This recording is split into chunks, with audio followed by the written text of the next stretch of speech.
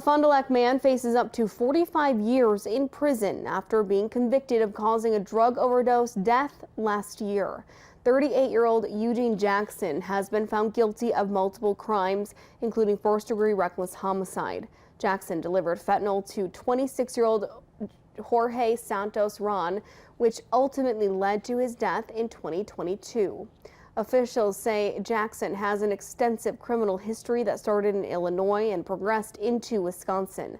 A sentencing date has not yet been set.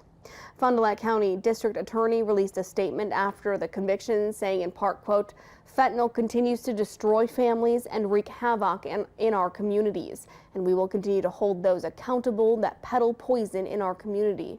As we approach Thanksgiving, I hope anyone experiencing the challenges of addiction can use this as a wake-up call to seek any available treatment," end quote.